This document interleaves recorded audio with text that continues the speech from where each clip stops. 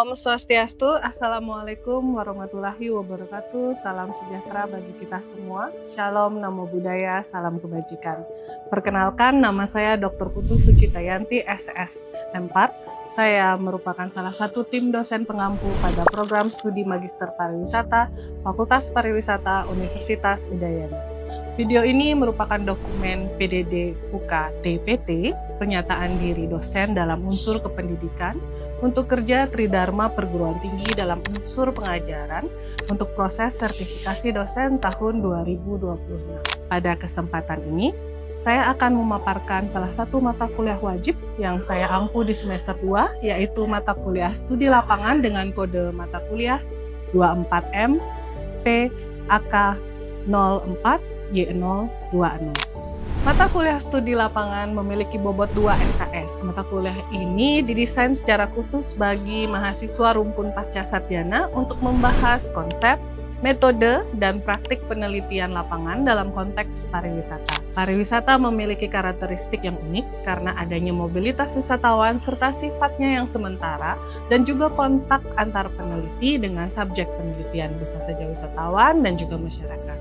Dan melalui mata kuliah ini, mahasiswa dibekali kemampuan untuk merancang, melaksanakan, hingga mengevaluasi pengalaman lapangan secara etis dan juga reflektif. Pembelajaran ini berkontribusi langsung pada capaian pembelajaran lulusan CPL program studi, khususnya dalam membekali mahasiswa menyelesaikan permasalahan pariwisata melalui pendekatan multi atau interdisipliner, serta mengaplikasikan pemikiran logis, kritis, sistematis, dan juga inovatif dalam pembangunan pariwisata. Dalam pelaksanaan perkuliahan ini, saya menerapkan strategi pembelajaran terintegrasi melalui 3 komponen, yaitu DIA, Delivery, Interaction, dan juga Assessment. Untuk aspek delivery, materi pembelajaran disampaikan secara bertahap selama 14 kali tatap muka di luar UTS dan juga UAS. Bahan kajian dimulai dari pengenalan karakteristik unik riset pariwisata, penentuan pendekatan lapangan, serta seperti etnografi, studi kasus, atau fenomenologi, hingga teknik analisis yang sesuai, baik itu data yang diambil adalah secara dengan metode kualitatif ataupun dengan metode kuantitatif yang juga didukung dengan referensi teoritis. Materi pembelajaran dirancang menjadi 5 fase, yaitu pada fase pertama, pertemuan 1 hingga 3, akan disampaikan konsep pengantar karakteristik unik serta isu-isu kritis riset pariwisata. Fase 2 yaitu rancangan metode. Pertemuan keempat hingga 6 mendalami pendekatan etnografi, studi kasus, strategi sampling yang nantinya dipilih oleh mahasiswa dengan kesesuaian riset yang akan mereka angkat dalam studi lapangan ini, hingga negosiasi akses lapangan. Fase ini mahasiswa sudah mulai datang ke lokasi penelitian. Dan di fase ketiga adalah bagaimana analisis dan refleksivitas setelah mahasiswa mengumpulkan data melalui teknik wawancara dan juga observasi. Fase keempat, pertemuan ke-10 hingga 12 untuk melatih mahasiswa melakukan analisis data kualitatif, kuantitatif, tingkat lanjut, mulai dari proses reduksi, coding, penarikan tema, hingga melakukan interpretasi data. Fase 5 yang terakhir, evaluasi dengan pemaparan oleh mahasiswa terkait dengan hasil penelitiannya. Pada aspek interaction, pendekatan yang saya gunakan di tingkat magister adalah student center learning dengan metode project based learning atau PJBL dan juga studi kasus. Interaksi tidak hanya terjadi satu arah dari dosen, melainkan melalui ruang diskusi kritis dan juga bagaimana rancangan proposal, presentasi laporan penelitian, data lapangan oleh mahasiswa, serta simulasi bagaimana mencari data di lapangan. Melalui metode ini, saya bertindak sebagai fasilitator untuk mengarahkan ketajaman analisis mahasiswa S2 dalam menavigasi dinamika penelitian saat terjun ke lapangan. Mahasiswa di kelas dibagi menjadi beberapa kelompok berdasarkan isu pariwisata real di Bali. Sebagai contohnya, misalnya saya mendapatkan bimbingan mahasiswa di kelas A yang meneliti topik yang sangat hangat saat ini ya di Bali, terkhususnya terkait dengan dampak overtourism di Desa Canggu. berdasarkan persepsi masyarakat. Sementara di kelas B saya mendapatkan mahasiswa atau grup mahasiswa yang mengkaji potensi kuliner tradisional Sundang Lekat sebagai daya tarik gastronomi di Desa Saksa. Terakhir, pada aspek asesmen, sistem evaluasi kemampuan mahasiswa dilakukan secara transparan menggunakan kombinasi penilaian formatif dan sumatif sesuai dengan aturan yang kami sudah sampaikan pada RPS. Mengingat luaran utama mata kuliah ini adalah laporan riset lapangan berbasis proyek yang sangat komprehensif, jadi komponen penilaian formatif yaitu studi kasus dan juga proyek memegang peranan atau porsi terbesar, yaitu 40% hingga total 60% dari total nilai akhir. Salah satu penilaian adalah bagaimana kemampuan mahasiswa mengintegrasi temuan data di lapangan dengan kerangka teoritis pariwisata. Dan proporsi penilaian ini dilengkapi dengan tugas sebesar 0-20% serta penilaian sumatif melalui UTS dan UAS dengan bobot masing-masing 15% hingga 20%. Seluruh penilaian didasarkan pada rubrik penilaian objektif dengan skala penilaian kelulusan standar di Universitas Udayana. Mata kuliah studi lapangan S2 Magister Pariwisata Universitas Udaya ini menekankan pada luaran berbasis proyek nyata di mana mahasiswa menghasilkan produk akademik berupa book chapter sebagai bentuk hilirisasi dari riset mahasiswa S2 ke dalam bentuk publikasi ilmiah. Untuk melihat proses pembelajaran mata kuliah studi lapangan ini, berikutnya saya akan menampilkan rekaman proses pembelajaran real di kelas. Rekaman yang akan Anda saksikan adalah aktivitas perkuliahan pada pertemuan ke-14 yang berfokus pada presentasi hasil penelitian lapangan dan juga diskusi. Aktivitas ini dirancang untuk mengukur ketercapaian CPMK 4 di mana mahasiswa mempresentasikan hasil penelitiannya serta draft artikel ilmiah kelompok mereka yang nantinya akan dihilirisasi menjadi sebuah book chapter. Dan selamat menyaksikan. Terima kasih telah hadir pada hari ini ya. Sepertinya hari ini yang ditunggu-tunggu karena kenapa kita akan melaksanakan presentasi dan melihat bagaimana kalian memaparkan hasil dari studi lapangan kalian ini. Nah, ini pertemuan yang ke-14 ya adik-adik. Jadi mata kuliah ini kita sudah sepakati dari awal bahwa ini adalah project based learning. Jadi kalian akan kalian melaksanakan beberapa tahapan penelitian dari fase kalian mulai merancang proposal, setelah itu bimbingan ya, dan juga melakukan proses analisis data dan juga menuangkannya dalam laporan studi lapangan. Nah, sebagai mata kuliah di S2 Magister Pariwisata ada CPMK keempat yang harus kita penuhi, yaitu terutama di kedalaman analisis kalian terhadap dari hasil data yang kalian dapatkan di lapangan dan dibuat menjadi laporan untuk mata kuliah studi lapangan. Jadi proses di sini adik-adik akan melakukan presentasi ya. Jadi saya akan secara transparan menyampaikan kepada kalian bahwa kita ada rubrik penilaian dari presentasi adik-adik yang akan adik-adik lakukan. Jadi yang pertama itu ada ketajaman analisis data. Saya yakin sekali kalian juga sudah menggunakan beberapa model-model analisis ya, baik kualitatif ataupun kuantitatif. Terus bagaimana kesesuaian teori dan bagaimana argumentasi yang kalian tuangkan di dalam laporan tersebut. Dan terakhir adalah kualitas dan struktur draft artikel dengan format yang sudah kita sepakati.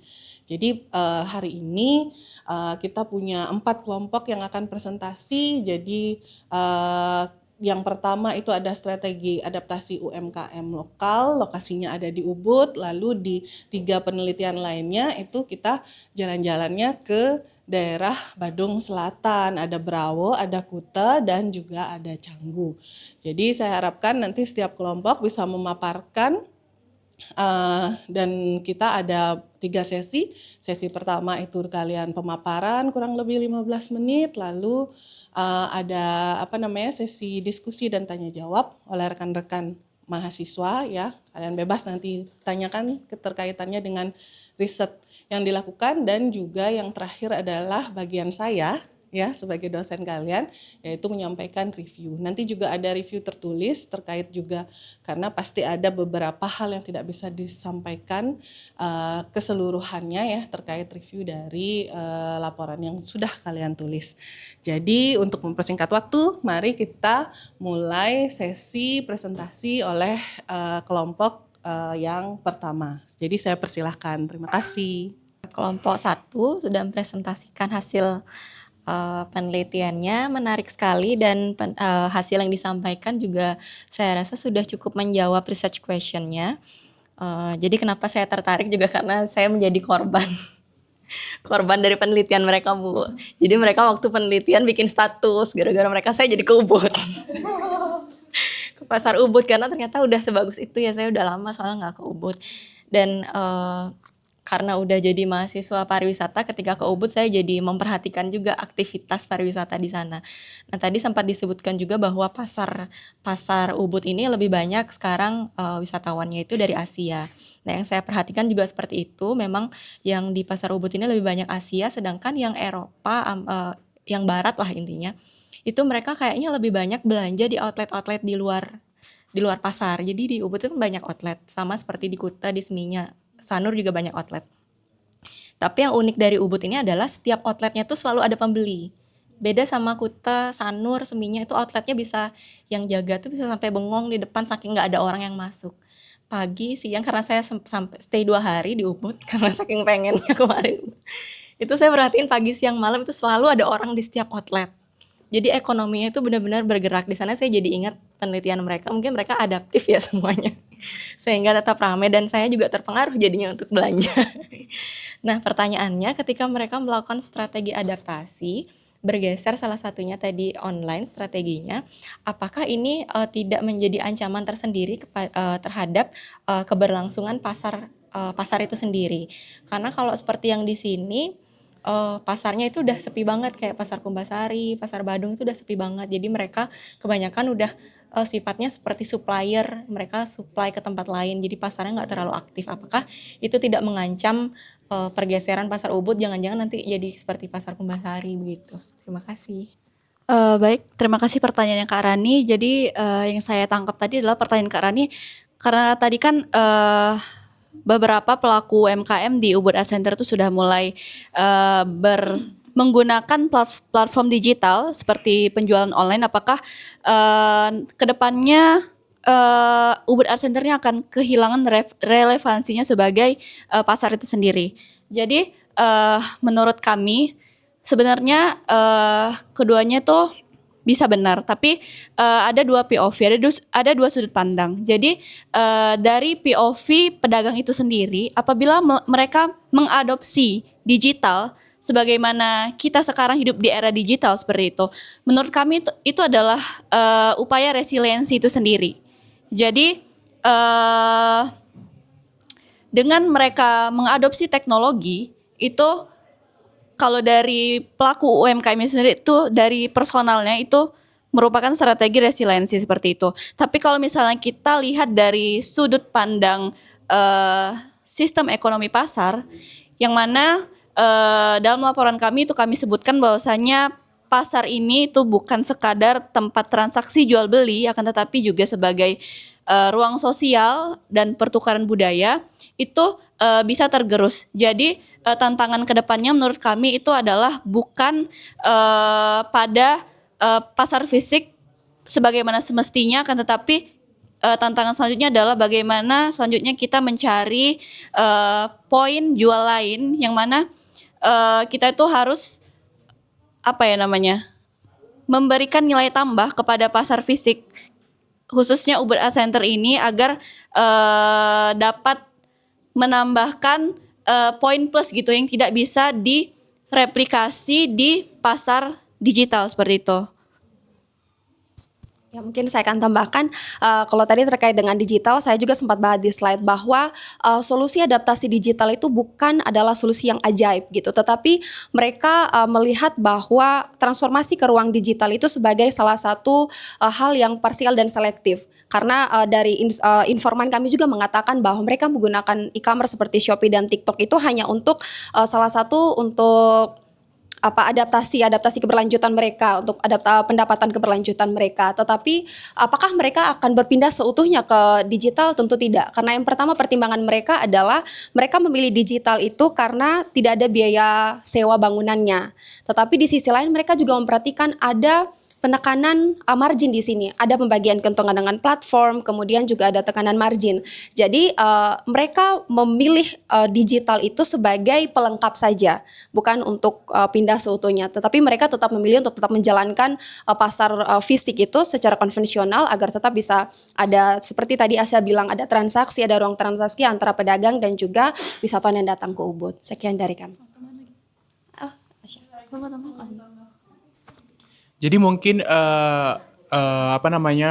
pelaku UMKM ini juga menerapkan digitalisasi itu seperti yang sudah teman-teman bilang tadi, bukan untuk mengganti pasar fisik itu. Jadi mungkin hanya sebagai pelengkap dari pendapatan. Jadi pelaku UMKM itu tidak bergantung pada kedatangan wisatawan saja, tetapi juga bisa mendapatkan pendapatan juga dari platform media digital e-commerce lainnya gitu, Kak.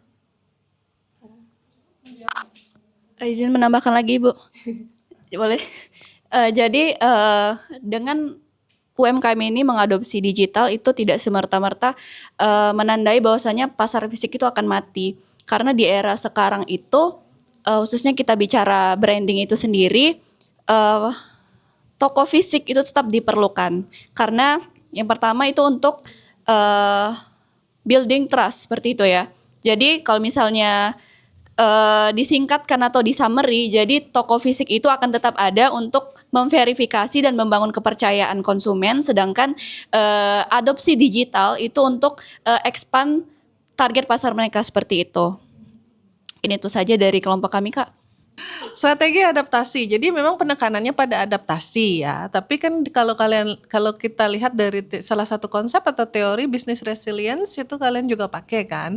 Dan ada berapa poin sih yang dilakukan oleh UMKM ini terkait dengan strategi bertahannya. Yang pertama kan mereka bergeser ke digital platform ya untuk promosi gitu misalnya, terus bergeser ke produk yang dulunya memang size-nya mungkin lebih besar, sekarang lebih kecil karena tujuannya untuk souvenir. Terus beberapa tipe-tipe dari souvenir itu juga bergeser sesuai dengan demand-nya dari wisatawan ya, dan juga trennya apa. Nah, kalau saya lihat secara keseluruhan, saran saya untuk judul ini itu lebih singkat atau sederhananya kita pakai misalnya resiliensi UMKM lokal di mana? Di Pasar Seni Ubud. Seperti itu saja. Jadi kita nggak lihat dinamika, tidak, karena keberlanjutannya dibahas nggak di sini? Ada nggak pembahasan tentang keberlanjutan? Keberlanjutan pendapatannya mungkin nanti bahas soal terkait dengan strategi adaptasi yang sudah dilakukan. Iya kan, salah satu goalnya adalah ingin mereka tetap menghasilkan kan ya secara terus menerus gitu kan ya. Jadi lebih saya lihat di sini adalah bagaimana sih sebenarnya UMKM di pasar seni ini bertahan dengan berbagai dinamika kejadian pariwisata yang fluktuatif ya, naik turun yang merubah juga cara mereka untuk menjalankan bisnisnya. Mungkin dulunya lebih tradisional gitu, karena kita kan memang kalau di Bali itu sebenarnya keunggulannya ya face to face, greetings turis. Nah kalau itu juga hilang kan kita nggak punya nilai Balinya gitu ya, kebaliannya nggak ada gitu. Jadi menurut saya yang paling ditekankan dan yang perlu kalian sangat pikirkan lagi ya untuk membuat narasi pembahasan, bisnis resilience itu harus digunakan dalam menjawab pertanyaan-pertanyaan yang ada. Karena ini udah jelas yang kalian omongin tadi itu nggak cuma adaptasi, tapi bagaimana sih dia bertahan. Jadi di latar belakang kan udah diulas seperti apa sih dari zaman COVID, dari sebelum COVID, bom, kebakaran, itu kan walaupun bomnya di Kuta, efeknya kan juga sampai ke Ubud. Nah itu yang kita lihat apa ya sih yang dilakukan untuk tetap bertahan, untuk tetap menjadi penjual atau penjual souvenir lokal di Pasar Seni Ubud. Itu yang menurut saya perlu tajamkan lagi di laporan ini, dan judulnya dirubah sedikit supaya benar-benar menggambarkan keseluruhan isi laporan, karena isi laporannya sudah bagus sekali ya. Saya apresiasi kalian sudah bisa menggambarkan bagaimana perubahan ya dari awal pasar Ubud itu. Dan nanti juga untuk yang lain, lengkapi dengan gambar-gambar. Dokumentasi penelitian itu penting, itu bisa di bagian lampiran, tapi dokumen pendukung untuk tidak hanya dalam bentuk narasi tapi menggambarkan situasi. Coba di gambaran umum, kalau kita ngomongin pasar seni Ubud before and after kan bagus ya, sama kayak di Canggu ngomongin before and afternya shortcut Canggu itu kan juga bagus ya, apalagi ngalamin sendiri bisa menceritakan gitu. Kayak tadi persepsinya macetnya karena wisatawan, ternyata enggak, macetnya karena warga lokal juga, karena itu digunakan secara umum, enggak cuma khusus untuk wisatawan. Jadi itu masukan dari saya untuk kelompok ini, dan mungkin sebagian besar kalau saya lihat di sini kualitatif ya. Iya, kualitatif ya. Nah, di dalam kualitatif itu kita harus tahu di mana memposisikan kutipan-kutipan hasil wawancara. Seperti tadi kelompok pertama itu kan codingnya terlalu banyak ya. Nah, bagaimana nanti kalian bisa mengemas di dalam laporan itu, kutipan itu mendukung isi laporan gitu. Dan jangan yang cuman iyalah atau sepatah dua patah kata gitu udah dikutip gitu ya, tapi secara keseluruhan jangan sampai terpotong. Dan format-format untuk penulisan laporan sejauh ini sudah sesuai ya kalau dari hasil pemaparan dan juga lihat dari laporan. Nah, untuk presentasi saya apresiasi karena sekarang kita sudah punya berbagai macam platform untuk meng-create presentasi yang bagus. Ini sudah sangat menarik sekali. Apalagi kalau kalian bisa dukung dengan gambar-gambar yang real seperti itu. Jadi sekali lagi kita apresiasi dulu untuk kelompok terakhir ya, dari saya itu masukannya, dan kalian boleh kembali ke kursi. Baik, dengan berakhirnya pemaparan yang dilakukan oleh mahasiswa S2 Pariwisata, maka mata kuliah studi lapangan telah berlangsung dengan baik dari proses penyusunan proposal, proses bimbingan, serta proses pemaparan. Dan output dari mata kuliah ini adalah buku chapter yang nantinya mahasiswa akan mengumpulkan draft publikasinya atau draft artikel untuk chapter tersebut pada UAS nanti. Saya, Putu Sucitayanti, undur diri. Terima kasih. Om Santi Santi Santi Om.